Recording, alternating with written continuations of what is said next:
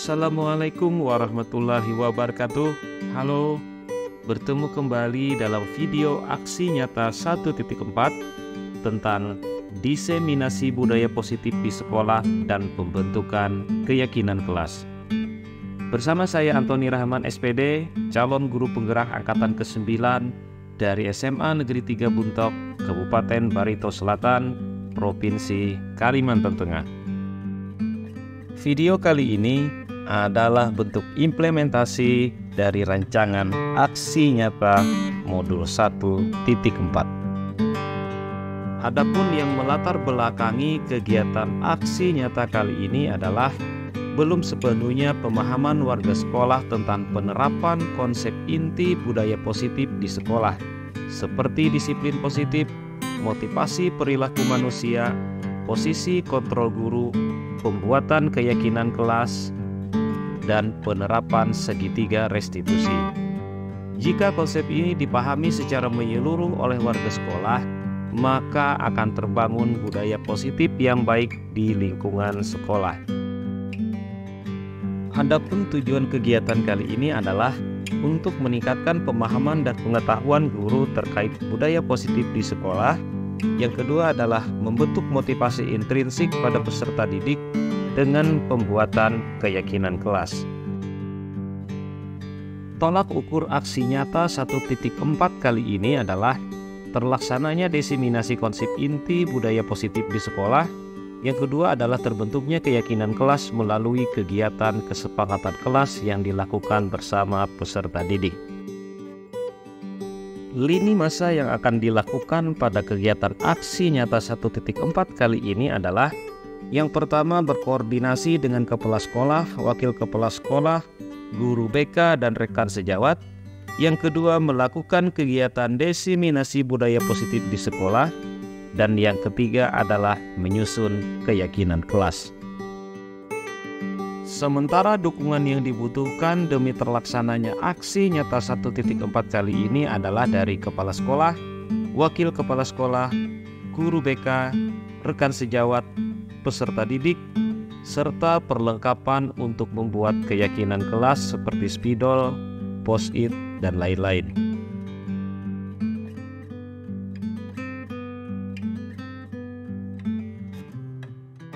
Assalamualaikum warahmatullahi wabarakatuh. Waalaikumsalam warahmatullahi wabarakatuh. Yang saya hormati Kepala Sekolah SMA Negeri 3 Buntok, Ibu Hayatun Nur Rahmi, Bapak Ibu Guru, Dewan Guru SMA Negeri 3 Buntok. Mudah-mudahan hari ini semua dalam keadaan sehat walafiat tanpa kekurangan satu apapun.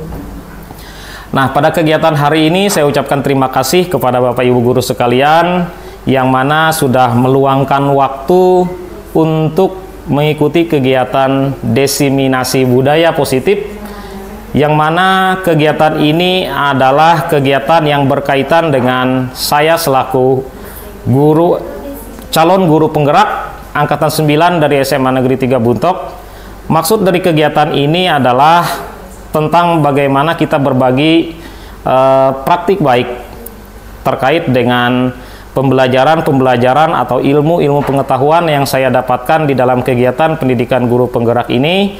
Mudah-mudahan ilmu pengetahuan yang bisa saya bagikan kepada Bapak Ibu ini akan bermanfaat baik untuk diri saya sendiri, juga untuk Bapak Ibu, bahkan kepada sekolah kita pada umumnya. Sebelum kita memulai kegiatan, marilah kita berdoa menurut agama dan keyakinan kita masing-masing. Mudah-mudahan apa yang kita lakukan hari ini bermanfaat. Mudah-mudahan apa yang kita lakukan ini memiliki makna yang bisa kita implementasikan di dalam kegiatan sekolah ini guna perbaikan pendidikan sekolah kita ke depannya. Berdoa, mulai.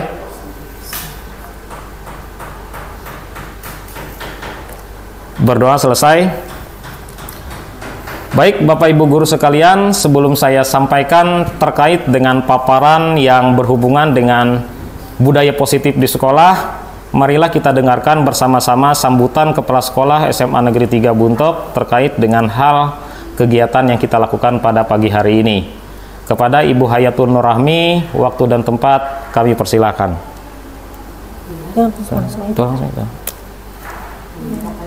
Ya. Terima kasih atas waktu dan kesempatannya. Assalamualaikum warahmatullahi wabarakatuh. Waalaikumsalam. Selamat pagi Bapak Ibu Guru. Hari ini kita sama-sama menghadiri kegiatan Destinasi Budaya Positif yang akan disampaikan oleh Pak Antoni Rahman sebagai salah satu calon guru penggerak angkatan 9 dari SMA 3 Buntok. Ini merupakan suatu kebanggaan bagi sekolah kita, karena dengan kita mengikuti kegiatan ini kita mungkin akan mendapati ilmu yang bermanfaat untuk kita ke depannya, bagaimana kita melaksanakan tugas kita sebagai guru di SMA 3 Buntok. Pertama-tama terima kasih Pak Antoni Rahman atas kegiatan yang telah dilaksanakan untuk kita hari ini. Semoga kegiatan yang kita laksanakan hari ini diberi kemudahan, kelancaran, dan ilmu yang disampaikan bisa kita pergunakan untuk kedepannya sebagai tugas kita sebagai guru SMA 3 Buntok. Bagi guru-guru sekalian, marilah kita sama-sama mengikuti kegiatan Diseminasi Budaya Positif yang akan disampaikan oleh Pak Antoni Rahman. Sekian atas sambutan dari saya. Terima kasih. Assalamualaikum warahmatullahi wabarakatuh. Selamat pagi. Baik, terima kasih Kepala Sekolah Ibu Hayatun Nur Rahmi atas sambutan terkait dengan kegiatan ini. Terima kasih juga buat Bapak Ibu Kepala Sekolah, Bapak Ibu Dewan Guru atas partisipasi, atas dukungan terkait dengan kegiatan hari ini. Nah, pada kegiatan pada hari ini yang kita bicarakan adalah tentang budaya positif. Terkhusus adalah terkait dengan budaya positif yang ada di sekolah. Nah, kira-kira ketika kita berbicara tentang budaya positif, apa yang terlintas di benak Bapak Ibu sekalian? Oke, kalau begitu sekarang boleh kita perhatikan budaya tampilan slide yang ada di depan ini terkait dengan paparan materi yang akan disampaikan. Yang pertama, kita harus pahami dulu tujuan pendidikan.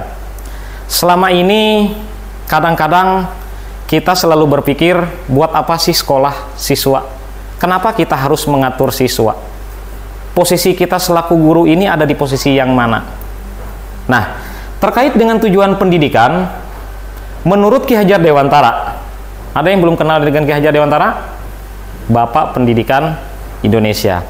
Ki Hajar Dewantara mengatakan bahwa tujuan pendidikan adalah menuntun segala kodrat yang ada pada anak agar mereka dapat mencapai keselamatan dan kebahagiaan yang setinggi-tingginya, baik sebagai manusia ataupun sebagai anggota masyarakat. Nah, oleh karena itu, kita sebagai pendidik hanya dapat menuntun. Ini yang digarisbawahi Bapak Ibu. Kita sebagai guru itu hanya dapat menuntun tumbuh atau hidupnya kekuatan kodrat yang ada pada anak agar dapat memperbaiki lakunya. Tetapi kita selaku pendidik, kita tidak bisa menentukan, kita tidak bisa mengatur bagaimana anak ini tumbuh. Nah, sehingga Ki Hajar Dewantara mengatakan bahwa kita hanya dapat memperbaiki lakunya, bukan dasarnya. Dasarnya ini adalah bawaan yang dimiliki oleh seorang anak semenjak dia lahir. Nah, sehingga di dalam memperbaiki lakunya, hidup dan tumbuh kekuatan dari kodrat anak itu sendiri. Ini adalah makna dari tujuan pendidikan yang disampaikan oleh Ki Hajar Dewantara. Nah, terkait dengan tujuan pendidikan ini, maka kadang-kadang nih, kita selaku guru kadang-kadang di dalam melakukan kegiatan pembelajaran pendidikan di sekolah, tidak bisa kita pungkiri, kadang-kadang kita bisa menyamaratakan bahwa pendidikan yang ditempuh oleh anak pada saat ini itu paling tidak hampir sama atau mirip dengan pendidikan yang kita lakukan di masa yang lampau.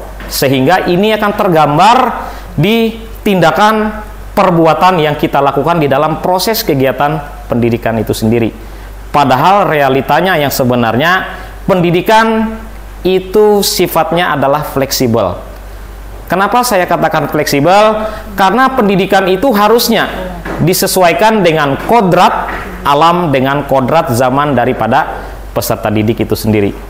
Kodrat zaman itu terkait dengan bagaimana kondisi yang terjadi pada saat ini, misalnya berkaitan dengan teknologi. Kita tidak bisa pungkiri di zaman kita sekolah dulu, kita tidak pernah belajar dengan menggunakan slide yang seperti ini.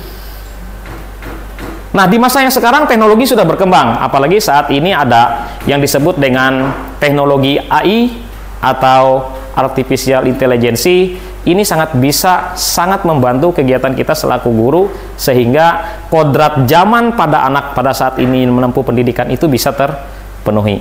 Kodrat alamnya, kodrat alam ini berkaitan dengan bagaimana anak ini tumbuh di sebuah lingkungan.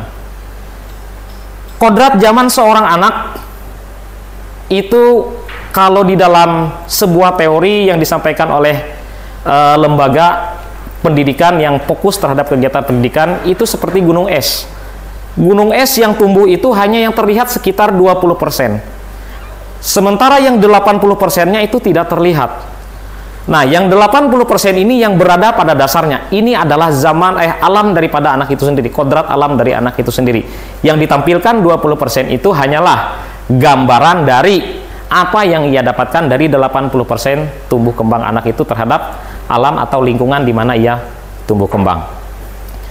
Nah, sekarang mulai kita masuk budaya positif sekolah. Apa itu budaya positif sekolah? Nah, ini yang saya tanyakan di awal tadi. Budaya positif sekolah adalah nilai dan kebiasaan di sekolah yang berpihak pada murid agar mereka dapat berkembang menjadi pribadi yang kritis, penuh hormat, bertanggung jawab sesuai dengan profil pelajar Pancasila. Nah, apalagi saat ini kan sedang digalakan yang namanya kurikulum Merdeka Belajar. Apa yang ingin dicapai kurikulum Merdeka Belajar? Nah, tujuan akhir dari Merdeka Belajar itu adalah membentuk profil siswa sebagai profil pelajar Pancasila. Yang mana di dalam profil pelajar Pancasila itu terdapat 6 dimensi. Nah, tentang terkait dimensi-dimensi apa saja yang ada di dalam profil pelajar Pancasila, kita akan lanjutkan slide-nya karena kita akan bertemu dengan dimensi-dimensi itu. Sekarang yang berikutnya, budaya positif. Menumbuhkan budaya positif di sekolah itu tidak serta-merta tumbuh dengan sendirinya. Ada proses, ada tahapan, ada fase yang harus dilewati. Untuk konsep budaya positif, sebuah budaya positif itu bisa ditumbuhkan di sebuah lingkungan sekolah. Yang pertama konsepnya adalah perubahan paradigma belajar. Yang kedua adalah disiplin positif. Yang ketiga adalah kebutuhan dasar manusia. Yang keempat motivasi perilaku manusia. Yang ketujuh adalah restitusi posisi kontrol seorang guru. Yang keenam adalah keyakinan kelas. Dan yang ketujuh adalah segitiga restitusi. Sekarang kita masuk yang pertama, perubahan paradigma belajar. Nah, dalam perubahan paradigma belajar ini, dalam membangun budaya positif, sekolah dapat menyediakan lingkungan yang positif, aman, dan nyaman agar siswa mampu berpikir, bertindak, dan mencipta dengan merdeka, mandiri, serta bertanggung jawab. Nih, titik tolak awalnya adalah dengan menciptakan sebuah lingkungan yang kondusif. Nah, sehingga harapannya dengan kondisivitas sekolah yang kita ciptakan ini mampu membuat mahasiswa merasa aman, nyaman, sehingga dia bisa berpikir, bertindak, mencipta dengan merdeka, mandiri, dan bertanggung jawab. Disiplin sangat berkaitan dengan kontrol guru terhadap siswa. Sekarang pertanyaannya, kontrol seperti apa kita selaku guru? Nanti kita akan sampai ada di posisi itu. Nah, sekarang coba kita simulasikan Bapak Ibu. Karena ini berkaitan dengan karakter atau jiwa seorang peserta didik. Sekarang coba kita bayangkan, kita kepalkan sebuah tangan. Nah, ketika tangan itu kita kepalkan, kita bayangkan bahwa yang kita kepal ini adalah sesuatu yang berharga. sesuatu yang berkaitan dengan kepentingan hidup kita. Nah, ketika kita mengepalkan ini, katakanlah saya selaku orang di luar diri Bapak Ibu sekalian, sekarang saya akan meminta Bapak Ibu untuk membuka kepalan itu, untuk mengetahui apa isi yang ada di dalam kepal tangan Ibu itu. Otomatis supaya Bapak Ibu bisa membuka kepal tangan itu, maka ada beberapa cara yang bisa saya lakukan. Yang pertama, saya akan mulai dengan cara yang lembut. Saya akan rayu Bapak Ibu, saya akan iming-imingi Bapak Ibu, memberikan hadiah dan sebagainya. Sampai kepada saya melakukan tindak kekerasan. Misalnya saya menghardik Bapak Ibu, mengancam Bapak Ibu. Sekarang pertanyaannya, apa yang akan Bapak Ibu lakukan? Karena yang Bapak Ibu genggam ini adalah sesuatu yang sangat berharga. Nah, terkait dengan simulasi ini, maka ada dua kemungkinan yang terjadi. Kemungkinan yang pertama adalah Bapak Ibu akan membuka tangan kepalan Bapak Ibu untuk memberitahukan apa yang ada di dalam kepalan itu. Nah, lalu yang kedua adalah Bapak Ibu akan tetap pada pendirian, akan mempertahankan sekuat tenaga, apapun yang akan terjadi, ini tidak akan saya buka. Tuh. Nah, kenapa simulasi ini saya sampaikan? Karena ini berkaitan dengan apa yang mempengaruhi kita. Karena yang mempengaruhi kita di dalam diri kita itu ada dua hal. Yang pertama ada faktor internal, yang kedua adalah faktor eksternal. Nah, begitu juga dengan peserta didik. Pada dasarnya, peserta didik itu memiliki motivasi internal dari dirinya sendiri. Dia akan mempertahankan apa yang dia punya. Dia akan mempertahankan sikap yang menurut dia benar. Nah, sehingga ketika ini dia dalam mempertahankan itu, maka seringlah terjadi yang namanya miskonsepsi atau miskomunikasi. Tuh. Karena apa? Karena ada sebuah ilusi yang tercipta di situ. Apa-apa saja ilusinya? Ini dia. Nih. Paradigma belajar. Perubahan paradigma belajar ini disebut dengan paradigma teori kontrol atau ilusi kontrol, yang mana teori ini disampaikan oleh pakar pendidikan Dr. William Gazer. Apa ilusinya? Ilusi yang pertama, ilusi bahwa guru mampu mengontrol murid. Benar tidak? Bagaimana cara guru mengontrol murid? Salah satunya adalah dengan membuat sebuah peraturan. Apa saja peraturan sekolah? Macam-macam kita sampaikan. Nah, lalu yang kedua adalah ilusi bahwa semua penguatan positif efektif itu bermanfaat. Tidak semua. Kadang-kadang kan kita berpikir ketika kita memberikan penguatan positif, ketika kita memberikan penghargaan, ketika kita memberikan sebuah sanjungan, ini berpikir akan berdampak positif terhadap siswa. Memang betul, tapi tidak semuanya. Lalu yang ketiga adalah ilusi bahwa kritik dan membuat orang merasa bersalah itu mampu menguatkan karakter. Ini yang menampar kita, Bapak Ibu. Karena ini biasanya yang sering dilakukan oleh kita. Ketika ada konflik siswa, katakanlah terjadi pembulian, terjadi keributan, ada ya macam-macam yang namanya peserta didik. Apa yang kita lakukan? Yang kita lakukan adalah untuk mencari siapa yang salah. Tuh. Nah, lalu yang terakhir, ilusi bahwa orang dewasa itu memiliki hak untuk memaksa kita. Terkadang kita memaksakan peserta didik ini harus seperti apa. Kenapa ilusi seperti ini bisa muncul? Ini yang saya sampaikan di awal tadi. Karena ini keterkaitannya adalah dengan pendidikan yang disesuaikan dengan kodrat zamannya. Kadang-kadang yang membentuk ilusi kita orang dewasa memiliki hak untuk memaksa itu adalah tentang bagaimana pola pendidikan yang pernah kita tempuh di masa lampau. Nah, sehingga kadang-kadang kita bisa menyamaratakan, kita bisa menyamakan bahwa apa yang kita tempuh di masa lampau itu harus dilakukan oleh peserta didik. Sehingga kita tidak bisa memerdekakan bagaimana mereka belajar. Bagaimana mereka bisa berpikir sendiri, bagaimana mereka bisa mandiri. Yang ada adalah kita memaksakan kehendak kita sebagai seorang pendidik atau guru. Yang berikutnya, disiplin positif. Apa makna disiplin positif? Kita lihat dulu asal-usul kata disiplin. Kata disiplin itu bersawal dari bahasa Latin yang artinya disiplina, yang artinya belajar.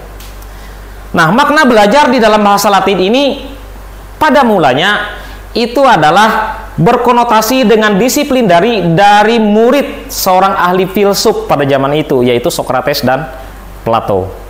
Nah, namun di dalam perkembangannya terkait dengan budaya kita di Indonesia, makna ini menjadi bergeser atau berubah menjadi sesuatu yang dilakukan oleh seseorang pada orang lain untuk mendapat kepatuhan, dan kecenderungan adalah berhubungan dengan ketidaknyamanan. Misal nih, ketika kita berada di sebuah lingkungan keagamaan misalnya. Nah, ketika diadakan sebuah ceramah yang muslim misalnya, di seorang ustadz menyampaikan tausiah, yang non muslim, yang Kristen misalnya ada seorang pendeta yang menyampaikan khutbah dan lain-lain. Nah, salah satu disiplin yang harus kita lakukan itu apa? Diam.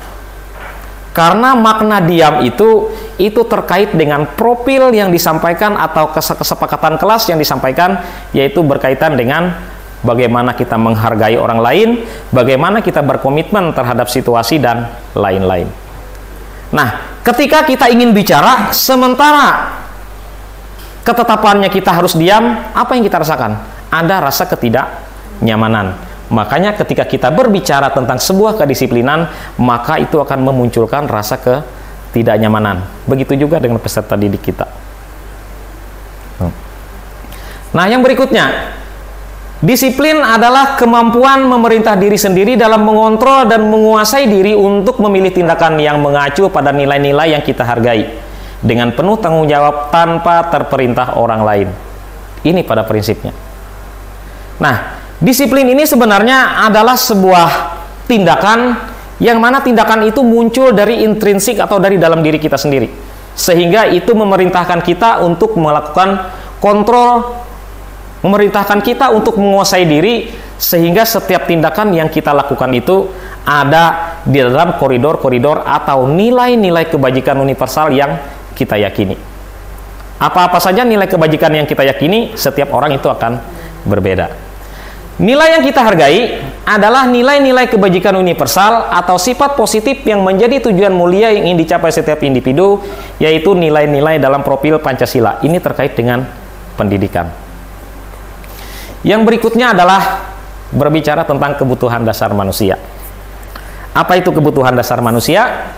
Kebutuhan dasar manusia itu adalah sebuah kebutuhan yang harus dipenuhi. Ketika sebuah kebutuhan itu tidak terpenuhi, apa yang terjadi? Ini akan mengganggu yang namanya hajat hidup kita selaku manusia. Contoh kebutuhannya apa? Makan misalnya. Apa yang terjadi dengan kita kalau kita tidak makan? Apa yang terjadi dengan kita apabila kita tidak tidur, tidak istirahat?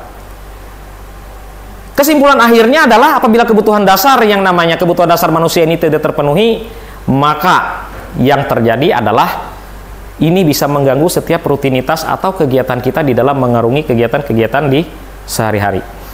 Di dalam sebuah teori, ada 5 kebutuhan dasar yang dimiliki oleh manusia. Kebutuhan dasar yang pertama adalah bertahan hidup. Kebutuhan dasar yang kedua adalah kasih sayang dan diterima. Kebutuhan dasar yang ketiga adalah penguasaan. Kebutuhan dasar yang keempat adalah kebebasan. Dan kebutuhan dasar yang kelima adalah kesenangan, atau yang berkaitan dengan kesenangan ini yang biasa disebut orang-orang dengan istilah sekarang adalah healing. Nah, tuh. Nah, ini dia Bapak Ibu. Kebutuhan dasar manusia menurut William Gasser, Dr. William Gasser, kebutuhan bertahan hidup. Apa-apa saja yang terkait dengan kebutuhan bertahan hidup, misalnya makanan, pakaian, tempat tinggal, keamanan dan kesehatan. Sekarang coba kita bayangkan, apa yang terjadi seandainya kebutuhan dasar kita untuk bertahan hidup ini tidak terpenuhi? Kan otomatis terganggu. Begitu juga dengan kasih sayang dan rasa diterima. Bagaimana cara-cara yang bisa kita lakukan untuk menunjukkan bahwa kita membutuhkan rasa kasih sayang dan rasa diterima? Kita ingin diterima di kelompok, kita ingin diterima di lingkungan, kita ingin didengar, kita juga ingin menjadi sesuatu yang dianggap penting kadang-kadang. Nah, terkait dengan penguasaan, kebutuhan dasar yang berkaitan dengan penguasaan ini adalah pengakuan atas kemampuan, harga diri, diakui dan berprestasi. Ini yang sering kita temukan pada peserta didik kita. Dia ingin menguasai lingkungannya. Dia ingin menunjukkan bahwa dirinya adalah orang yang berprestasi. Dia ingin menunjukkan bahwa dirinya memiliki kemampuan, sehingga itu harus diakui. Namun, kadang-kadang di dalam menunjukkan sebuah penguasaan ini, peserta didik kita kadang-kadang, bahkan kita pun selaku Dewan Guru pun, selaku pendidik, kadang-kadang menyampaikan dengan cara yang tidak normal atau tidak seharusnya kita lakukan. Yang keempat adalah kebebasan. Di dalam hal kebebasan ini adalah kita biasanya bebas memilih yang kita tunjukkan. Kita bisa mencoba hal-hal baru. Kadang-kadang kita selaku orang tua, kita menginginkan anak kita seperti ini. Kita menginginkan peserta didik kita seperti ini. Tapi sebenarnya tidak seperti itu. Biarkan mereka bebas memilih. Nah, sehingga kenapa hari ini terkait ini? Karena tugas kita selaku pendidik di sekolah hanyalah menuntun tingkah lakunya, bukan dasarnya. Yang terakhir adalah kesenangan. Kesenangan biasanya terkait dengan penguasaan Bapak Ibu. Ini sering kita temukan. Bisa jadi permasalahan-permasalahan yang kadang-kadang terjadi di sekolah ini terjadi dengan peserta didik kita, itu mereka hanya bercanda. Mereka hanya bermain. Dan satu yang harus kita pahami bahwa mindset seorang anak itu adalah dunia bermain. Selama ini kita mengenal bahwa dunia bermain itu hanya ada di tingkat usia dini dan taman kanak-kanak. Padahal pada prinsipnya namanya kategori anak, kalau di Indonesia kan kita 17 tahun ke bawah. Mereka dunianya adalah bermain. Sekarang yang berikutnya adalah motivasi perilaku manusia.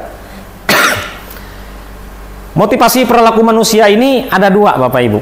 Ada motivasi internal, ada motivasi eksternal. Motivasi eksternal, kenapa seseorang itu melakukan hal? Kenapa seseorang itu bertindak? Nah, ketika seseorang itu melakukan sebuah tindakan, apabila motivasi tindakan itu adalah untuk menghindari ketidaknyamanan atau hukuman, maka yang muncul di dalam dirinya adalah apa yang akan terjadi bila saya tidak melakukannya. Terkait dengan sekolah, kadang-kadang kita bisa memberikan tugas kepada peserta didik kita. Memberikan PR misalnya. Ada peserta didik kita yang tidak melakukan. Atau ketika kita melakukan diskusi dengan peserta didik terkait dengan pembelajaran dua arah. Ketika kita tanya, apa yang jadi jawaban murid? Jawabannya adalah, saya lupa. Nah, kalimat saya lupa itu adalah upaya yang dilakukan oleh peserta didik untuk menghindari ketidaknyamanan atau hukuman ini. Nah, begitu juga motivasi yang dilakukan itu apabila ingin mendapatkan hadiah atau penghargaan dari orang lain. Kadang-kadang kan kita, siapa yang bisa jawab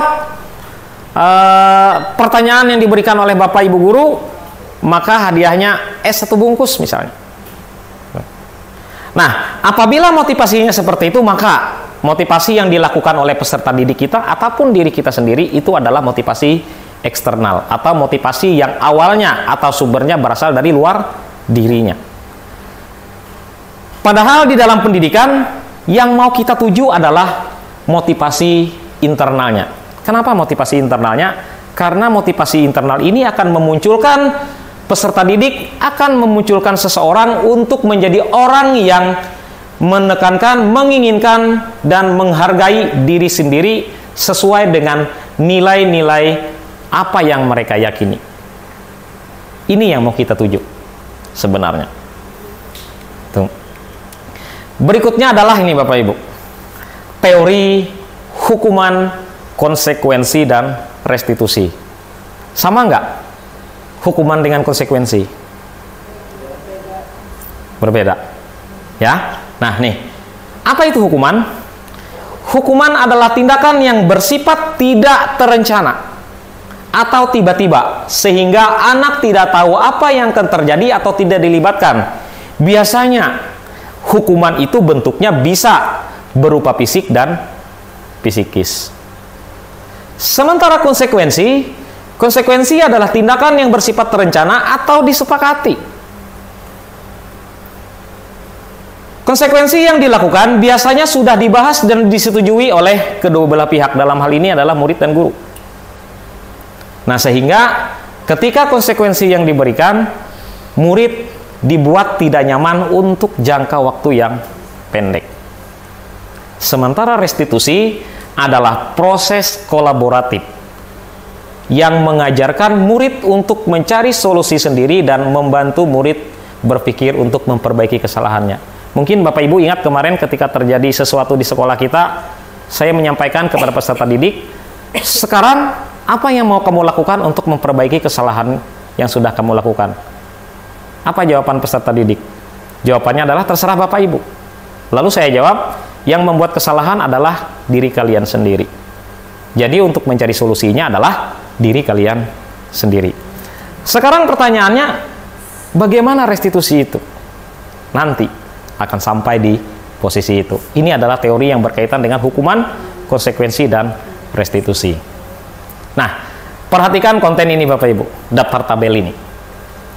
Ini akan menjelaskan ketika sebuah hukuman dilakukan, maka pada prinsipnya yang terjadi, yang dimunculkan adalah identitas gagal dari peserta didik. Namun ketika restitusi dilakukan atau sanksi atau konsekuensi yang diberikan, biasanya peserta didik tidak bisa mendapatkan pembelajaran dari konsekuensi yang diberikan. Yang biasa didapat adalah dari kegiatan restitusi. Misalnya, tidak nyaman hukuman itu membuat peserta didik kita menjadi tidak nyaman, murid anak untuk jangka waktu yang jangka panjang. Nih, di sini. Sementara di dalam kegiatan restitusi, maka korban atau peserta didik kita akan mendapatkan gantinya. Nah, biasanya segitiga identitas-identitas seperti ini erat kaitannya dengan guru yang bertugas di mata pelajaran bimbingan konseling. Nah, tetapi dalam hal ini tidak penitik beratannya tidak kepada guru bimbingan konseling saja. Semua warga sekolah terlibat di dalam kegiatan ini. Nah, lalu yang berikutnya, nih, ini yang kadang-kadang menampar kita Bapak Ibu. Sadar tidak sadar, kita memiliki posisi, kita selaku guru. 5 posisi kontrol guru, ini adalah sebuah teori yang disampaikan oleh Diane Gosen. Dia adalah seorang pakar pendidikan. Nah, dia mengatakan bahwa terdapat 5 posisi kontrol guru. Nah, nanti setelah mempelajari ini, sekarang mari kita tanya dengan diri kita. Kira-kira saya ada di posisi mana? Posisi yang pertama adalah penghukum. Guru penghukum. Posisi yang kedua adalah guru pembuat rasa bersalah. Posisi yang ketiga adalah guru yang memposisikan diri sebagai teman dengan peserta didik. Posisi yang keempat adalah guru sebagai seorang pemantau. Posisi yang terakhir adalah guru sebagai seorang manajer. Apa guru sebagai seorang penghukum itu? Bagaimana guru sebagai seorang manajer itu? Ciri-cirinya seperti apa? Kata-kata yang biasanya keluarnya seperti apa? Gesturnya seperti apa? Akan kita sampaikan di slide berikutnya. Nih. Guru yang memposisikan dirinya sebagai guru penghukum. Guru yang berposisi ini beranggapan bahwa sekolah memerlukan alat untuk menekan siswa untuk mengikuti aturan yang berlaku. Sehingga hukuman yang diberikan itu berupa secara fisik ataupun verbal, merupakan alat yang digunakan untuk mendisiplinkan siswa saat berada di lingkungan sekolah. Kita bisa menggunakan kata-kata verbal, kita bisa menggunakan tindakan-tindakan fisik. Nah, ini adalah tipe guru penghukum. Umumnya guru di posisi ini selalu mengatakan kata-kata yang mengancam agar pembelajaran dianggap bisa berhasil. Sekarang guru yang menerapkan posisi penghukum itu kata-katanya biasanya seperti apa? Misalnya, patuhi aturan sekolah ini. Bila tidak mematuhi, awas. Atau misalnya, kamu lagi. Kenapa setiap tindakan yang kamu lakukan itu selalu salah? Betul nggak? Betul nggak seperti itu? Biasanya kata-kata yang keluar secara verbal. Sementara ciri khas gestur atau gerakan tubuh guru penghukum itu biasanya adalah dengan menyampaikan suara yang tinggi. Kadang-kadang gesturnya melotot, jari menunjuk dan menghardik kadang-kadang. Ini adalah model guru yang memposisikan dirinya sebagai guru hukum. Sekarang adalah guru pembuat rasa bersalah. Guru yang membuat rasa bersalah pada posisi ini cenderung mengeluarkan kata-kata yang jauh lebih lembut dibanding pada posisi guru sebagai penghukum. Walau begitu, kata yang diucapkan akan membuat siswa menjadi merasa bersalah, tidak nyaman, merasakan dirinya rendah, tidak berharga, bahkan mengecewakan orang lain. Nah, kalimat yang diungkapkan guru pada posisi sebagai seorang guru pembuat rasa bersalah ini adalah akan membuat siswa untuk berpikir tentang dirinya ataupun dampak bagi orang lain atas perbuatan yang dilakukan. Biasanya kalimat yang muncul apa? Kalimatnya biasanya kecewa saya selaku guru dengan tindakan yang kamu lakukan. Atau sudah berapa kali kamu lakukan ini? Dan satu Bapak Ibu, ini bukan hanya berlaku bagi kita sebagai guru di sekolah. Ini juga berlaku bagi kita selaku orang tua yang punya anak di rumah.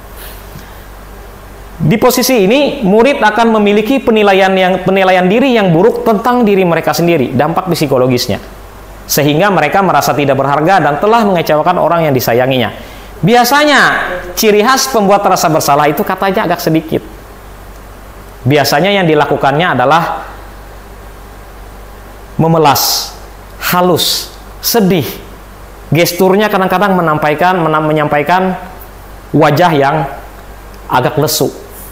Kadang-kadang lebih mendekatkan ke peserta didik. Ini adalah tipikal guru yang memposisikan diri sebagai guru pembuat rasa bersalah. Yang ketiga adalah guru sebagai seorang teman. Pada posisi ini guru tidak menyakiti murid, tetapi justru dengan posisi ini guru bisa melakukan kontrol agar bisa mengendalikan dan mengarahkan perilaku atau tindakan siswa. Namun begitu, pada posisi ini memiliki dampak yang negatif. Kan kadang-kadang ketika terjadi, bagaimana cara menangani siswa seperti ini? Pendekatan dilakukan secara individual. Pendekatan secara individual ini lebih banyak mendekatkan diri kita sebagai guru yang memposisikan diri sebagai teman bagi peserta didik. Biasanya kata-kata yang dikeluarkan apa? Ayo nak sini, bantu bapak ibu guru. Atau ayo, ketika kita menyuruh siswa ogah-ogahan, malas-malasan, ingat apa yang pernah bapak ibu lakukan untuk kalian. Nah, ini adalah kalimat-kalimat yang biasanya digunakan oleh guru yang memposisikan diri sebagai seorang teman. Banyak posisinya kalimat-kalimat yang biasa yang disampaikan. Nah, ciri khas posisi kontrol guru sebagai teman adalah suaranya ramah, akrab, bercanda, bahkan gestur yang ditampilkan biasanya adalah senyum jenaka. Yang berikutnya adalah guru sebagai pemantau. Guru sebagai pemantau atau monitor berarti guru itu mengawasi setiap langkah siswa, tingkah laku siswa saat di sekolah berdasarkan ketentuan yang berlaku. Karena itu guru di posisi ini bertindak sesuai aturan dan kesepakatan sehingga dapat memisahkan hubungan pribadi dengan siswa. Pertanyaan-pertanyaan yang biasanya diajukan guru sebagai seorang pemantau adalah apa peraturan yang sudah kita tetapkan? Atau apa yang telah kamu lakukan? Atau sanksi atau konsekuensinya apa? Kira-kira ketika kamu melanggar tata tertib yang sudah ditetapkan. Nah, seorang pemantau sangat mengandalkan perhitungan catatan, data yang dapat digunakan sebagai bukti atas perilaku seseorang. Sehingga posisi ini menggunakan stiker biasanya, catatan, daftar. Posisi pemantau sendiri berawal dari teori stimulus respon yang menunjukkan tanggung jawab guru dalam mengontrol murid. Ciri khas seorang guru pemantau adalah dengan suara datar atau dengan menggunakan bahasa tubuh atau gestur yang formal. Sementara yang kelima adalah guru sebagai seorang manajer. Guru sebagai seorang manajer memposisikan diri berperilaku layaknya seorang mentor yang memberikan arahan, bimbingan, mendukung tindakan siswa, mempertanggungjawabkan tindakannya sekaligus memberikan arahan untuk menemukan solusi dari suatu permasalahan. Guru yang menjalankan posisi ini telah memiliki keterampilan berposisi sebagai teman maupun pemantau. Ada kombinasi. Kadang dia bisa memposisikan dirinya sebagai seorang teman, Tetapi walaupun sebagai seorang teman, dia harus bisa memisahkan bahwa dia adalah guru, ini adalah peserta didik. Guru pada posisi ini sejatinya adalah membimbing siswa untuk mandiri, merdeka, dan bertanggung jawab atas perilaku yang dilakukannya. Sehingga biasanya guru sebagai seorang manajer, kata-kata yang dikeluarkan adalah apa yang kita yakini terkait dengan peraturan. Apa yang kamu yakini? Jika kita meyakininya, apakah kamu bersedia memperbaikinya? Nah, ciri khas posisi kontrol guru sebagai manajer adalah nada suara tulus, bahasa tubuh tidak kaku, dan biasanya itu lebih dekat dengan peserta didik atau murid. Nah, itu adalah 5 ciri khas, bukan 5 ciri khas, 5 posisi kontrol kita selaku guru. Nah, ini adalah gambaran Bapak Ibu. Apa yang terjadi ketika kita memposisikan diri kita sebagai seorang guru yang seperti apa? Nih, ketika kita memposisikan diri sebagai guru penghukum dan pembuat rasa bersalah, maka efek dominonya adalah peserta didik akan mendapatkan identitas yang gagal, sehingga yang dia tampilkan di dalam lingkungannya adalah motivasi ekstrinsiknya atau motivasi yang muncul dari luar dirinya. Sementara ketika kita memposisikan diri sebagai teman pemantau, ini juga biasanya banyak memunculkan dari motivasi ekstrinsiknya. Ketika kita memposisikan diri sebagai seorang manajer, maka yang muncul adalah motivasi dari intrinsiknya. Sekarang pertanyaannya kembali ke diri kita. Tanya dengan diri kita dan jawab dalam hati kita sendiri. Dari kelima posisi kontrol ini, kita ada di posisi yang mana? Kebanyakan kita memposisikan diri kita sebagai adalah guru yang pembuat merasa bersalah. Itu yang banyak terjadi. Kita masih belum sampai di level teman, kita masih belum sampai di level pemantau, kita masih belum sampai di level guru sebagai seorang manajer. Sekarang keyakinan kelas. Ini yang saya buat kemarin Bapak Ibu dengan siswa di kelas. Apa itu keyakinan kelas? Keyakinan kelas itu adalah nilai kebajikan atau prinsip-prinsip universal yang disepakati bersama-sama oleh guru dan murid, terlepas dari apa sukunya, apa agamanya, apa negaranya, dan apa bahasa yang digunakan. Sehingga Diane Gosen mengatakan bahwa suatu keyakinan akan lebih memotivasi seseorang dari dalam, seseorang akan lebih bersemangat untuk menjalankan keyakinan tersebut daripada hanya sekedar mengikuti aturan. Ini biasanya teori-teori seperti ini sangat dekat dengan teori-teori yang digunakan oleh guru bimbingan konseling ya, bagus ya, biasanya. Nah, bagaimana peraturan dan keyakinan kelas? Apa beda peraturan dan keyakinan kelas? Kenapa tidak peraturan kelas saja? Kenapa harus keyakinan kelas? Kan itu yang muncul. Silakan. Nah, keyakinan kelas ini adalah esensi yang kita yakini secara bersama-sama, Bapak Ibu. Apa esensi-esensi itu? Misalnya memiliki rasa hormat, misalnya memiliki komitmen kepada orang lain, menghormati orang lain, berkomitmen pada tujuan, keselamatan, menghormati kepada orang lain misalnya. Misalnya tanggung jawab, keyakinannya. Apa bentuk tanggung jawabnya? Banyak di dalam kelas itu. Bentuk tanggung jawab kelas salah satunya misalnya menjaga keamanan dan kenyamanan dan kondisivitas di dalam ruangan. Misalnya mengembalikan buku ke tempat asalnya. Ini adalah bentuk peraturannya. Sementara esensinya yang disebut dengan keyakinan kelas itu adalah bentuk dari tanggung jawab. Misalnya gunakan masker, peraturan yang disampaikan oleh pemerintah misalnya. Gunakan masker. Tuh. Padahal pemerintah meyakini bahwa ini berkaitan dengan kesehatan dan keselamatan kita. Tuh. Nah, jadi keyakinan yang diyakini dalam kelas dengan peraturan kelas itu adalah dua hal yang berbeda. Yang mana keyakinan ini adalah nilai-nilai kebajikan universal yang kita yakini secara bersama-sama, sementara peraturan kelas itu adalah lebih kepada implementasi dari keyakinan yang sudah disepakati. Yang berikutnya adalah bagaimana membentuk keyakinan kelas.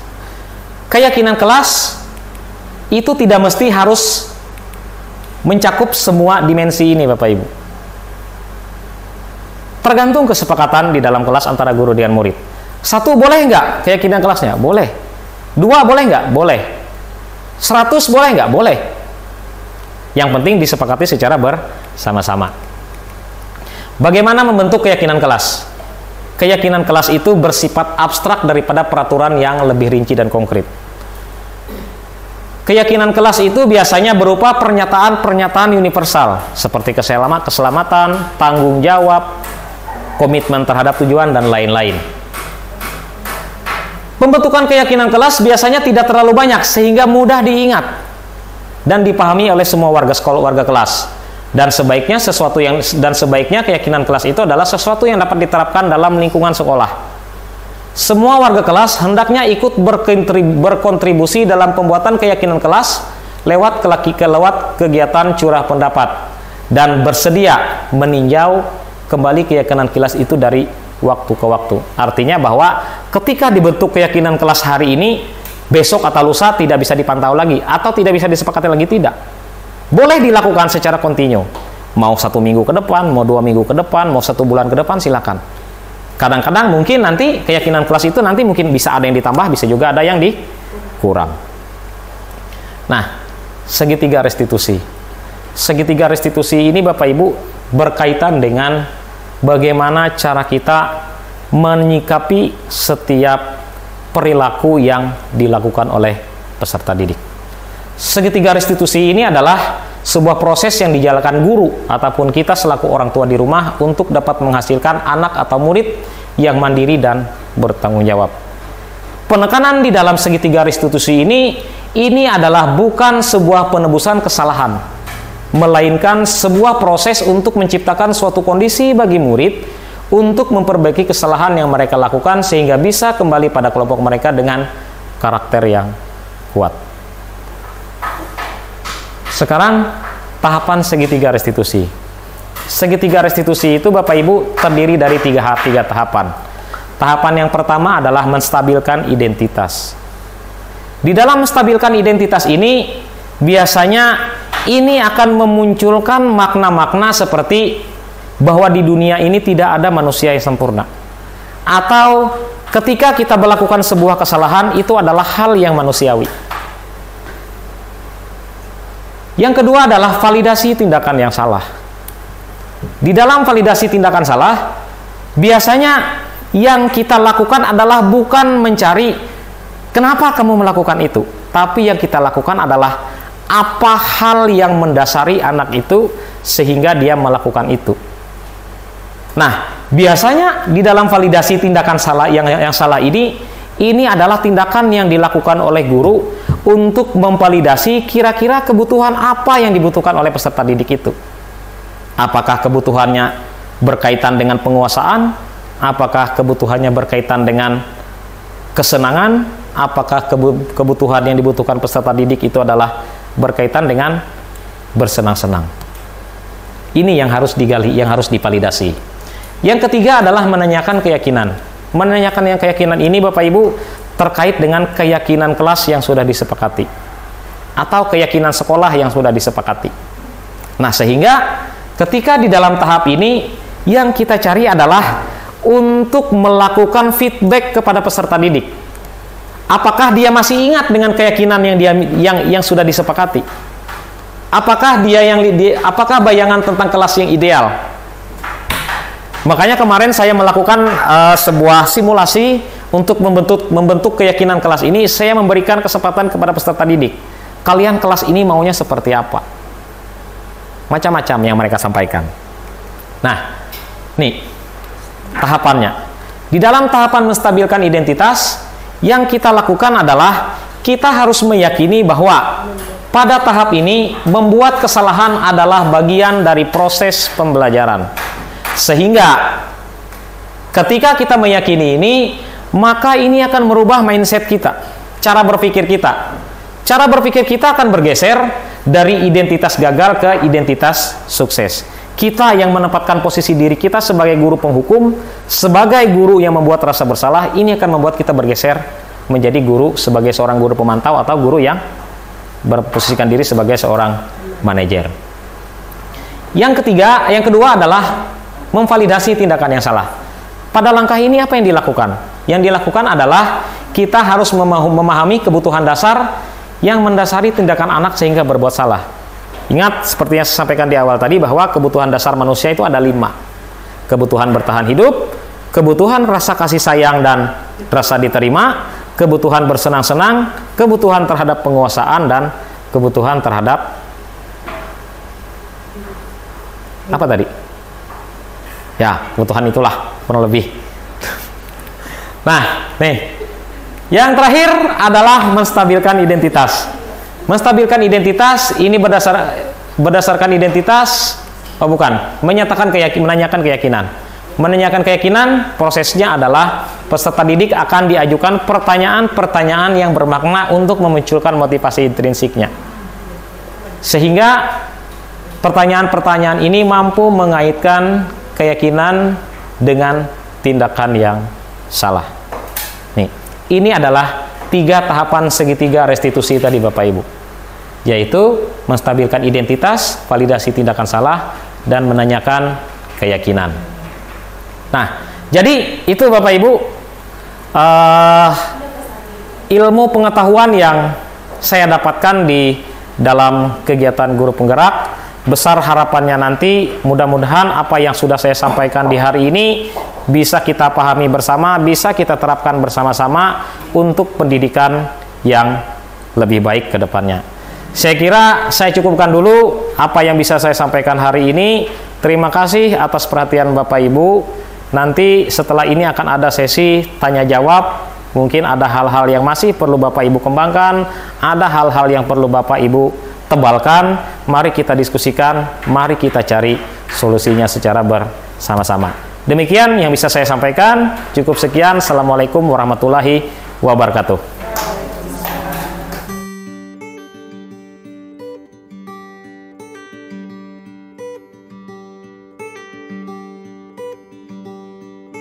Baik, selamat pagi peserta didik hari ini. Pada pertemuan hari ini kita akan berbicara tentang atau membentuk keyakinan kelas.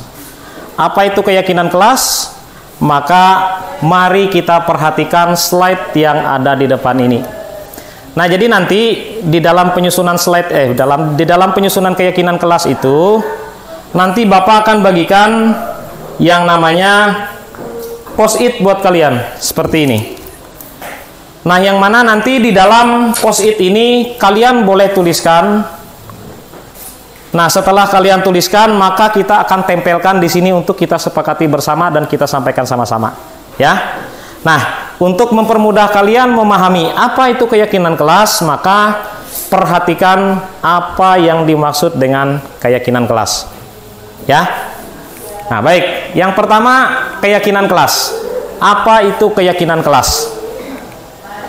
Nah, keyakinan kelas adalah sebuah nilai kebajikan universal yang disepakati secara bersama-sama terlepas daripada apa suku, bangsa, agama, dan bahasa dari manusia itu sendiri atau dari personal itu. Nah, artinya bahwa keyakinan kelas itu siapapun boleh menyepakatinya. Apakah dia mau Islam, apakah dia mau Kristen, mau Hindu, Buddha, dan lain-lain. Apakah dia orang Dayak, apakah dia orang Sulawesi, apakah dia orang Jawa, dan sebagainya. Semuanya punya hak yang sama di dalam membentuk keyakinan kelas itu. Apa isi dari keyakinan kelas? Nah, keyakinan kelas adalah kebajikan universal tadi. Lalu nilai kebajikan apa saja? Nilai kebajikan itu adalah nilai yang disepakati bersama terlepas daripada suku, bangsa, dan agama serta latar belakangnya. Nah, nih. Lalu apa saja? Kira-kira kan kita bertanya, nilai kebajikan itu apa? Nah, nih. Nilai kebajikan itu apa? 1. Di dalam nilai kebajikan itu ada yang disebut dengan profil pelajar Pancasila. Tadi kita sudah sempat singgung. Dimensi di dalam profil pelajar Pancasila itu apa? 1. Beriman, bertakwa kepada Tuhan Yang Maha Esa, dan berakhlak mulia. Bentuk konkretnya apa? Bentuk nyatanya. Bentuk nyatanya biasanya kita melakukan kegiatan sholat, ibadah, dan lain-lain. Nah ini adalah pilar karakternya. Lalu yang kedua, mandiri. Apa mandiri? Mandiri itu kita bisa melakukan sesuatu tanpa harus melibatkan bantuan orang lain. Lalu yang ketiga adalah bernalar kritis. Apa itu bernalar kritis? Bernalar kritis itu adalah sebuah kemampuan seseorang untuk mengembangkan setiap apa yang dibaca, apa yang dilihat, dan apa yang ingin dilakukan dan disampaikan di dalam kalimat sehingga bisa dinalar yang berkaitan dengan pendidikan. Yang berikutnya adalah berkebinekaan global. Apa berkebinekaan global? Kita di kelas ini semuanya orang mana? Orang mana? Orang Indonesia apa orang luar negeri? Indonesia. Nah, artinya bahwa di dalam berkebinekaan global ini kita bisa berteman dengan siapa saja tanpa membedakan dia adalah orang Jawa, dia adalah orang Sunda, dia adalah orang Batak, dia adalah orang lain-lain. Yang penting dia adalah orang Indonesia dan kita siap menerima keberadaannya, maka kita masuk ke dalam kegiatan kategori berkebinekaan global. Yang terakhir, bergotong royong. Ini berkaitan dengan kerjasama. Mungkin kalian sudah sering mendengarkan sebelum pulang matikan dulu peralatan yang berkaitan dengan listrik, atau kita bergotong royong untuk membersihkan lingkungan, baik lingkungan sekolah ataupun lingkungan tempat tinggal kita. Terakhir adalah kreatif. Apa kreatif? Apa kreatif? Enggak? Kreatif apa? Kreatif itu adalah kemampuan kita di dalam membuat sesuatu. Misal nih, Muara Talang itu adalah salah satu daerah penghasil ikan yang ada di Barito Selatan. Selama ini selama ini produksi daripada ikan itu hanya disalurkan dalam bentuk mentahnya saja, dijual ke pasar-pasar. Nah, tetapi ketika Muara Talang mampu menciptakan misalnya bahan pangan yang sumber bahan bakunya berasal dari ikan, maka kita harus mampu menciptakan sesuatu yang berbeda. Kalian kan kreatif nih sebenarnya, hanya saja tidak diasah. Contohnya apa? Gambar. Kadang-kadang ada yang menggambar, gambarnya bagus tapi tidak diasah benar-benar. Nah, kemampuan itu yang disebut dengan kemampuan kreatif. Ini berdasarkan dengan nilai profil pelajar Pancasila yang saat ini digalakan oleh pemerintah kita. Kalian nih dibentuk untuk menjadi manusia yang beriman dan bertakwa kepada Tuhan, manusia yang mandiri, manusia yang bernalar kritis, manusia yang berkebinekaan global, manusia yang memiliki jiwa kegotong royongan, dan manusia yang kreatif. Nih. Ini yang dibentuk sebenarnya. Nah, lalu Ibo Primary Yes Program atau PYP mengatakan bahwa sikap murid itu yang pertama adalah siswa yang memiliki toleransi. Tahu nggak toleransi? Apa toleransi? Toleransi itu adalah kita bisa menerima keadaan. Kita boleh berteman dengan yang berbeda keyakinan dengan kita. Kita boleh berkawan, berteman, berkolaborasi dengan orang yang di luar dari warga desa baru. Misalnya, kita bisa bertoleransi. Misal nih, umat Islam ketika hari Minggu mereka memberikan kesempatan untuk yang non-muslim untuk beribadah di tempat ibadahnya masing-masing. Atau orang yang non-muslim, mereka tidak pernah protes ketika di pagi buta itu ada seruan untuk melakukan ibadah. Itu namanya bertoleransi. Itu sikap yang harus dimiliki murid. Nah, lalu yang kedua adalah memiliki rasa hormat.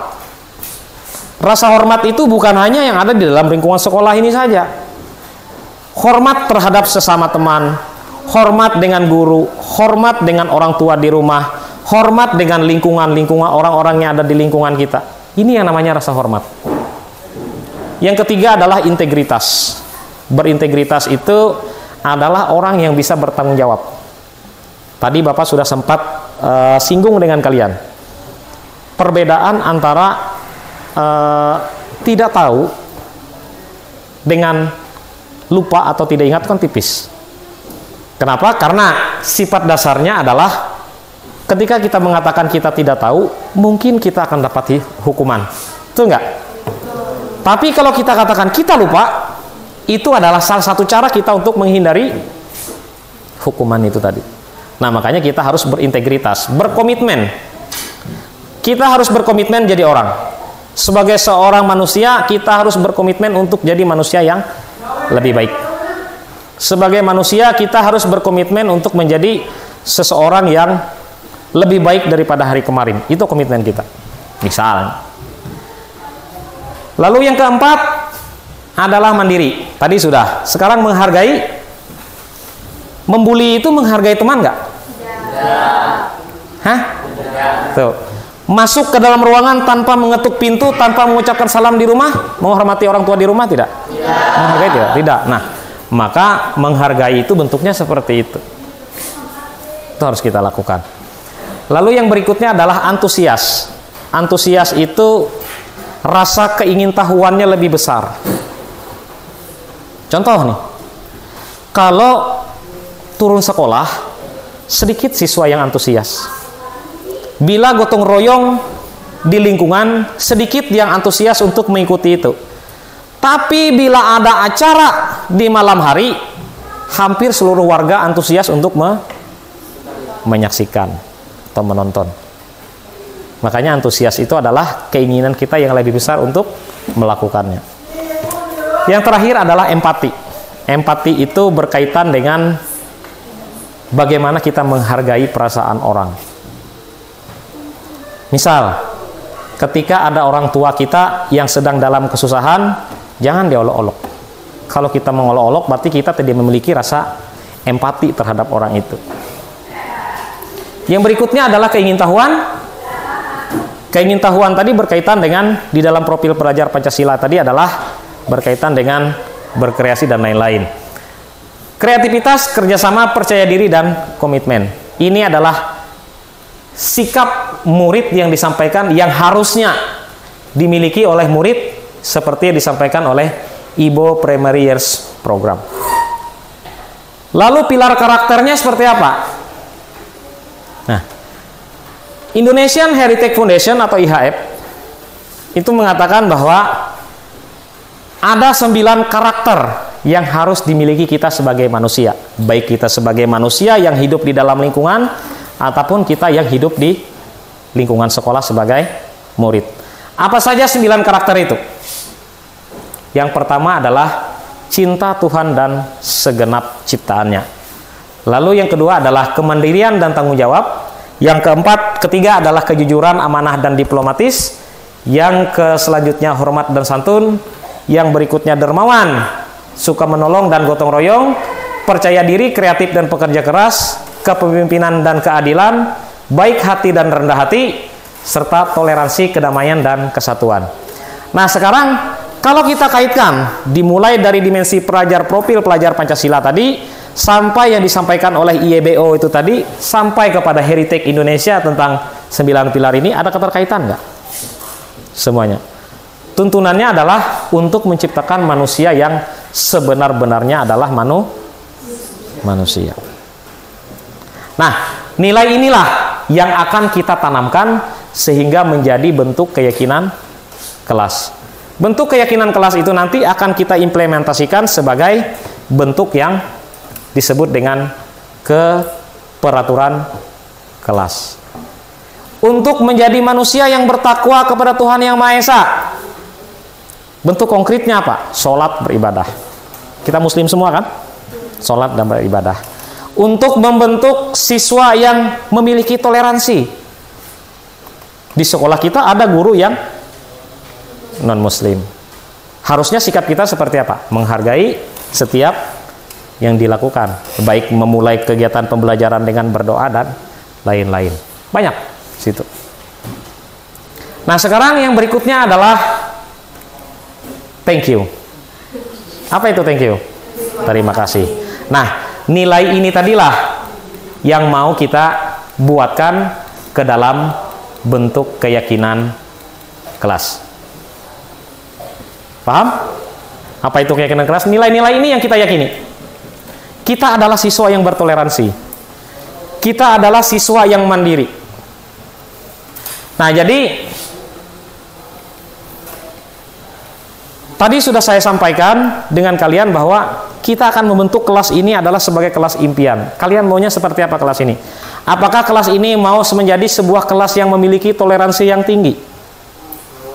Apakah kita ingin memiliki kelas ini sebagai kelas yang memiliki kemandirian? Apakah kita ingin memiliki kelas ini sebagai kelas yang beriman dan bertakwa kepada Tuhan Yang Maha Esa? Kan banyak nih. Banyak anunya.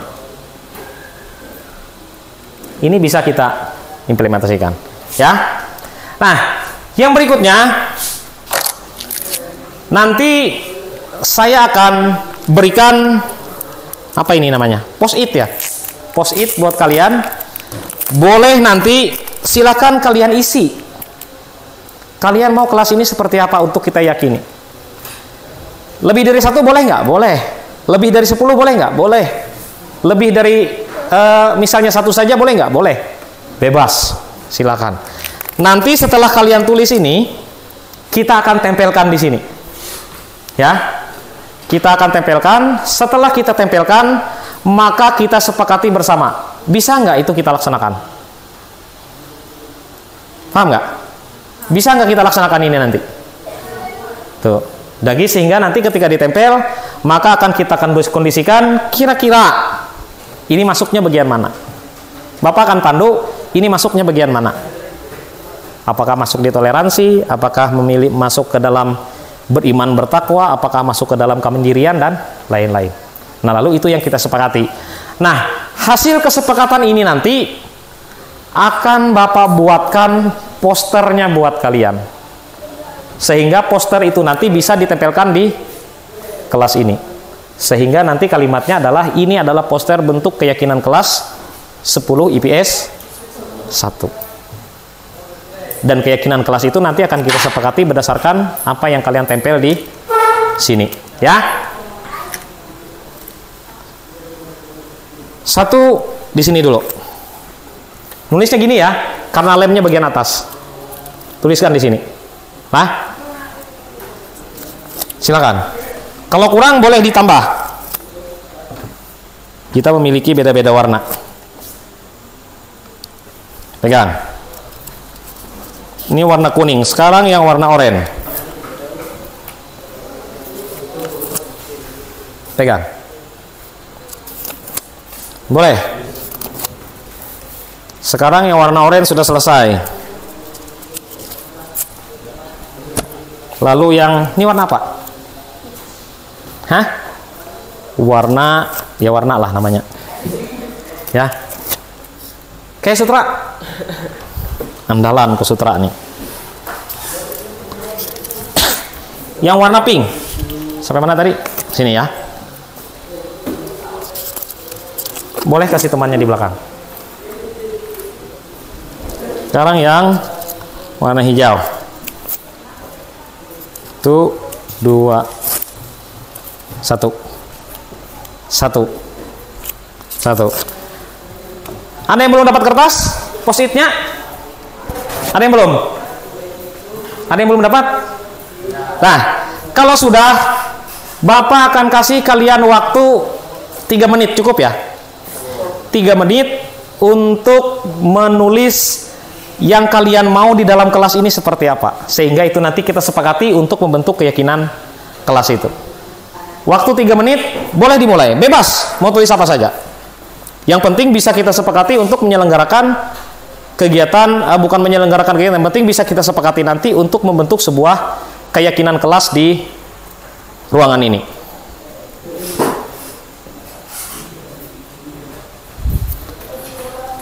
Baik, sudah ditulis? Dah. Yang mau menyampaikan pertama siapa? Dari mana? Dari kelompok 1 ya. Nah, jadi ini Bapak sudah buatkan kelompok 1, kelompok 2, baris 1, baris 2, baris 3, 4, 5 dan sebagainya. Sesuaikan dengan warnanya. Ke bawah ya. Oke, silakan Inayah, maju. Silakan Inayah, berdiri di sini.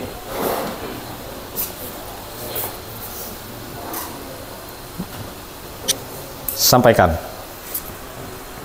Nama saya Inayah. Saya mau jangan ada yang berokok di kelas, jangan ada yang namanya pembulian di sekolah. Oke, tempel. Berikutnya, Isna ini.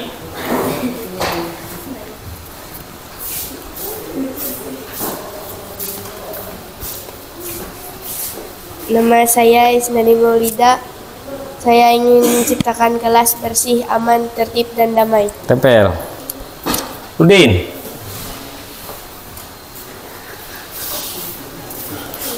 Gak apa-apa, tuh sampaikan aja. Nanti bisa kita. Nama saya Nudin. Saya mau kesepakatan dan keadilan. Keadilan. Silakan tempel. Denny. Maju. Tempel.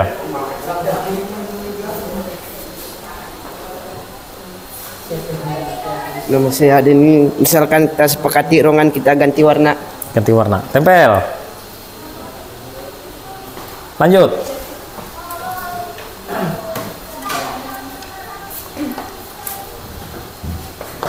Nama saya Fatmah. Saya tidak mau ada pembulian dan toleransi yang tinggi. Oke. Tempelkan. Maju. Nama saya Decania Silpa. Saya ingin menciptakan ruangan bersih, tidak ada pembulian, ruangan tidak bersih. Maju.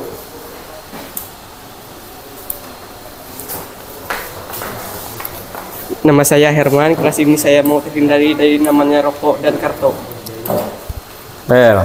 Maju Hairul.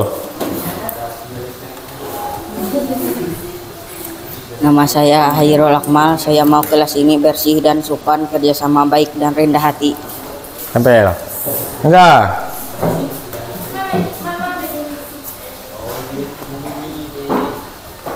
Perkenalkan, nama saya Angga. Saya mau dalam kelas ini sopan santun, hormat kepada guru, kerjasama. Ya. Sutra.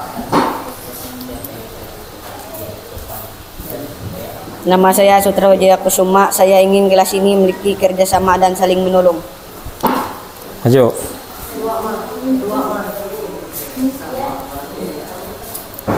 Nama saya Indriani. Saya mau kelas ini saling menghargai satu sama lain, memiliki rasa hormat santun terhadap teman lingkungan sekitar. Ya. Lanjut.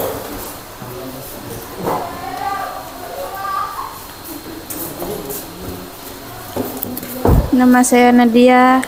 Saya pengen kerjasama saat jam pelajaran tidak ribet. Ya. Maju. Tempel sesuai warnanya ya. Nama saya Muhammad Arsad. Saya pengen kelas ini tidak ada pembelian dan supaya aman dan damai. Maju.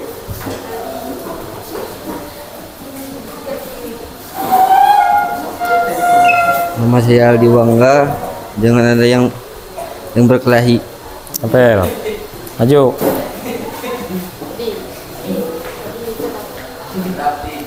Nama saya Delina. Saya ingin tidak ada yang tidur di kelas pada saat jam pelajaran atau saat guru menjelaskan. Ya. Maju.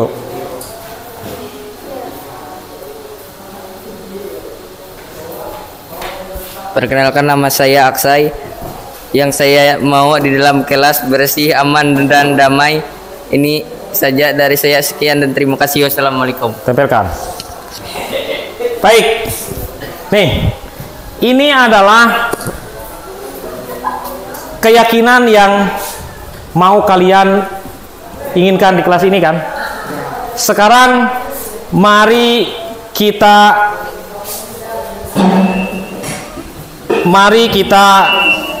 kondisikan.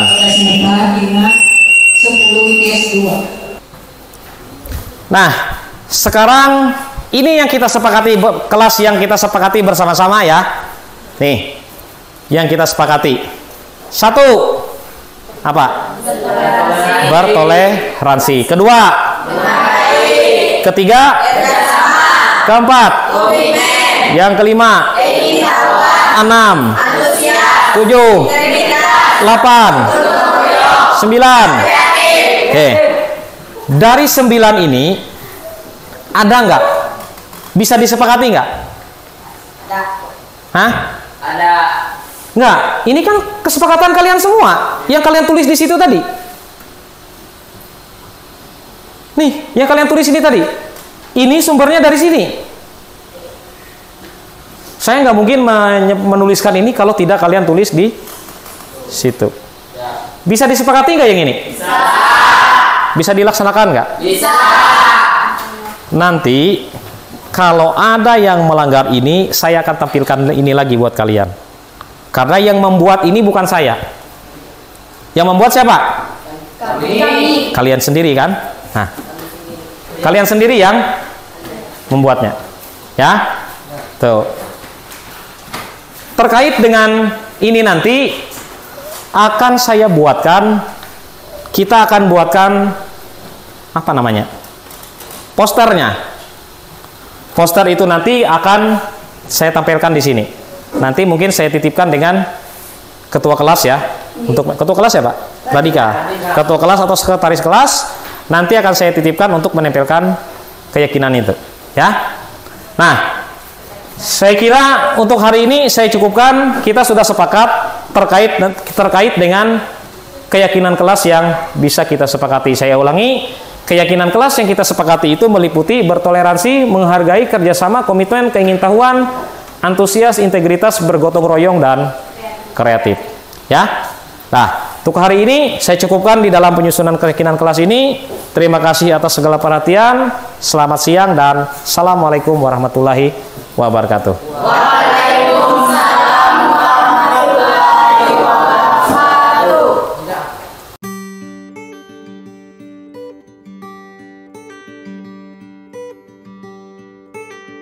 Demikian video aksi nyata 1.4 diseminasi budaya positif di sekolah dan pembentukan keyakinan kelas.